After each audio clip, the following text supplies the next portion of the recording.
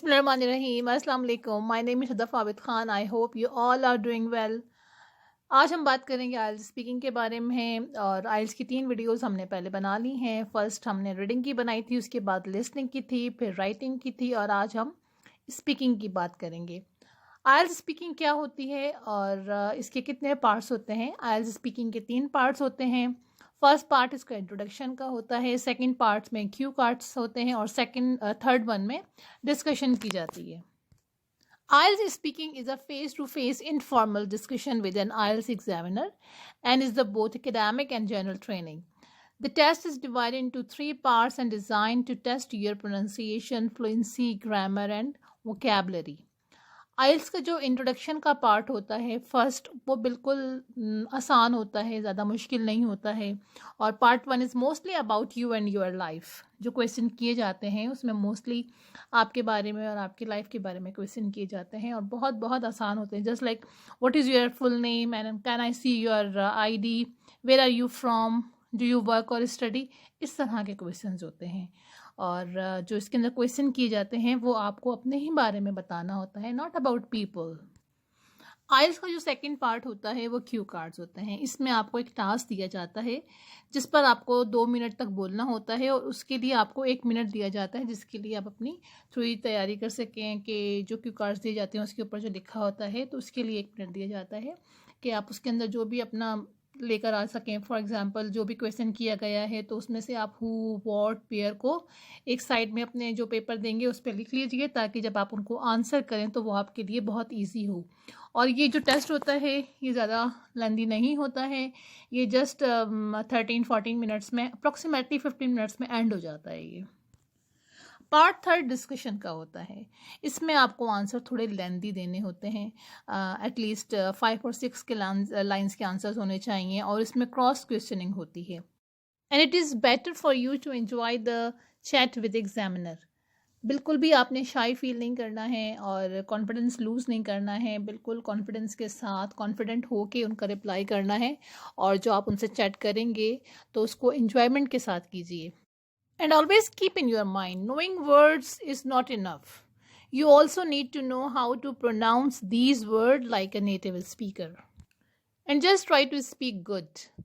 हमेशा अच्छे अल्फाजों का चुनाव कीजिए, और इस तरह के वर्ड्स यूज़ ना कीजिए कि जिसकी आपको, जब आप जुमले बना रहे हो, सेंटेंसेस बना रहे हो, तो आप कोई ऐसा विकेबलरी का वर्ड उसके अंदर ना लेकर आइए कि उसकी सेटिंग आपको करना उसकी मुश्किल हो जाए। फॉर एग्जाम्पल कि आप कोई एक वर्ड बना रहे हैं, कोई एक सेंटेंस बोल रहे हैं। फॉर एग्जाम्पल जाइगेंटिक आपने वर्ड यूज़ कर लिया। अब जाइगेंटिक का मतलब है बहुत बड़ा या बहुत बड़ी। तो अब आप जाइगेंटिक वर्ड किसी ऐसी जगह पे यूज़ कर दें जहाँ पे मीनिंग तो बहुत बड़े की आ रही है, लेकिन वहाँ पे वो सूट नहीं कर रहा। तो कहने का मतलब ये है कि उन वर्ड्स को ऐसी ऐसी जगहों पे यूज़ कीजिए जहाँ पे उनकी प्लेस है।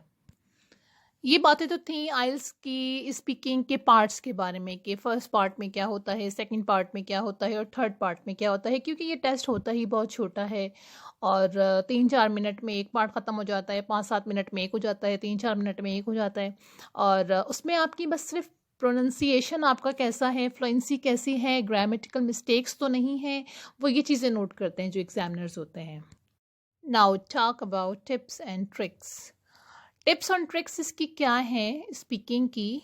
देखें, जिसकी फ्लुएंसी अच्छी है, जिसकी स्पीकिंग में कमांड बहुत अच्छी है, तो वो तो 8 बैंड और 9 बैंड उनके लिए लेना मुश्किल नहीं है।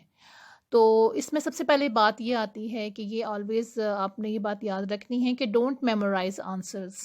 आंसर्स को आपने मेमोराइज नहीं करना है। अगर आपके जो इंट्रोडक्शन में जो क्वेश्चंस होंगे उसका तो आंसर आप बहुत इजीली दे लेंगे, बहुत आसान क्वेश्चंस होते हैं वो। और जो क्यू कार्ड्स में होते हैं, क्यू कार्ड्स के आंसर्स को आप मेंटेन करके दे सकते हैं।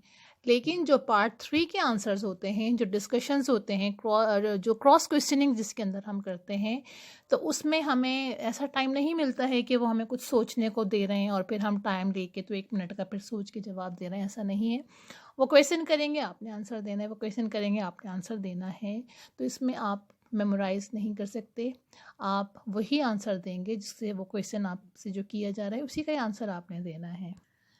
और जब एग्ज़ामिनर आपसे क्वेश्चन करें तो आपने अपने जो आंसर है उसको एक्सटेंड कर देना है। एक्सटेंड योर आंसर्स मींस के आपकी फ्लुएंसी, आपका कॉन्फिडेंस लेवल और आपका जो लेवल है, स्पीकिंग लेवल है, वो आपके एग्ज़ामिनर को पता चलना चाहिए कि आप किस लेवल में हैं इंग्लिश के।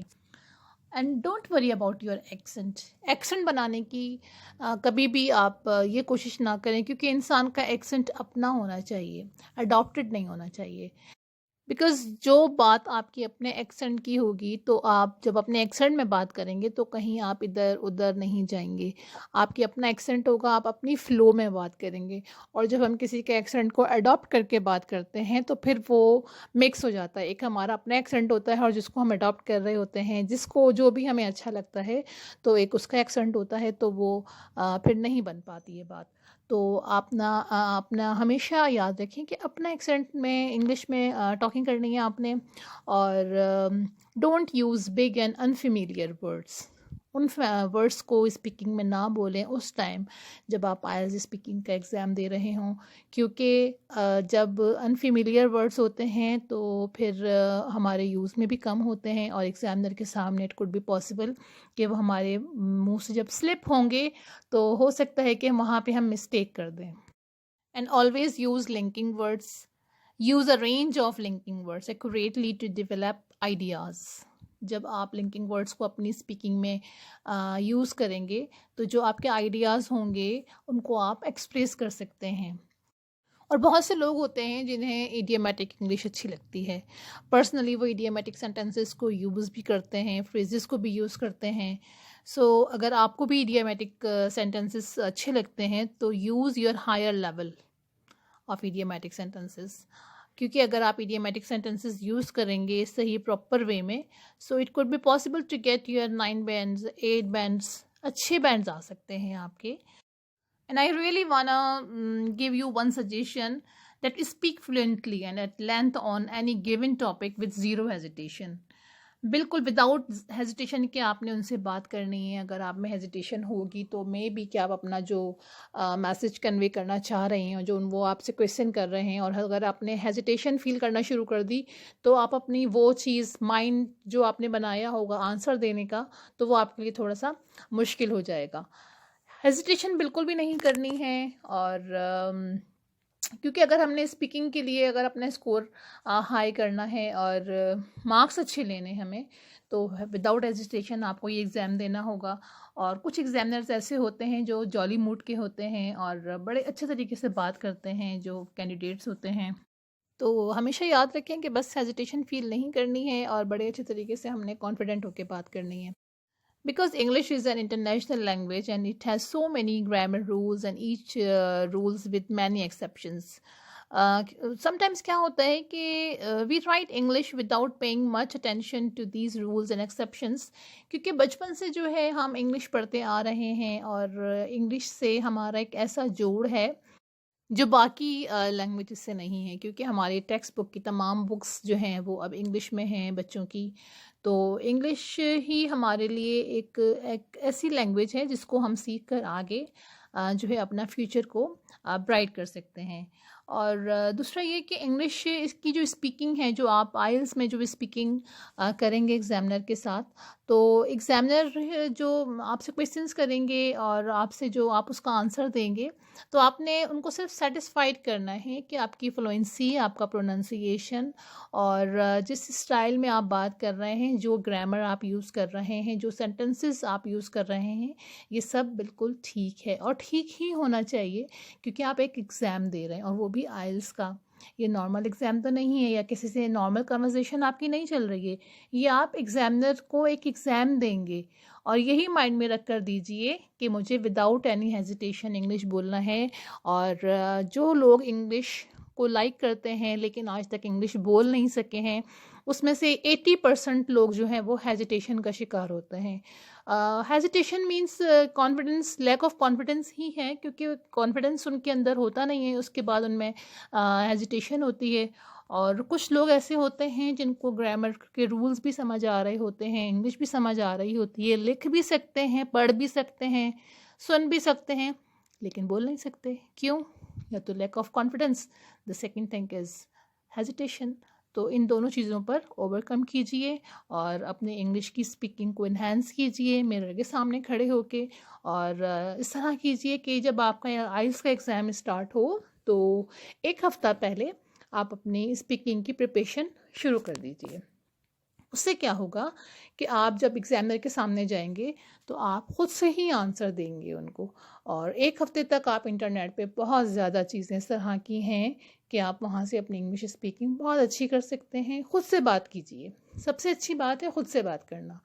रोज़ 5 या 6 क्वेश्चंस आप लिखें कॉपी पर। और जो लेंदी जब हमें लेंदी पार्ट में जब हमें बोलना है 5 से 6 मिनट्स के लिए, तो आप वहाँ पे अपनी जो लैंग्वेज में आप लिखेंगे इंग्लिश में, आप वो आंसर्स को अच्छे तरीके से रिकॉल कर सकते हैं, अपनी इंग्लिश को बेहतर बना सकते हैं। तो आई होप आज की वीडियो आपको अच्छी लगी होगी। ये लास्ट वीडियो थी हमारी 4 मॉड्यूल्स की। आइल्स के 4 मॉड्यूल्स हमारे कंप्लीट हो गए हैं। अब जो है नेक्स्ट वीडियो इंशाल्लाह हम आइल्स की वोकैबुलरी की बनाएंगे।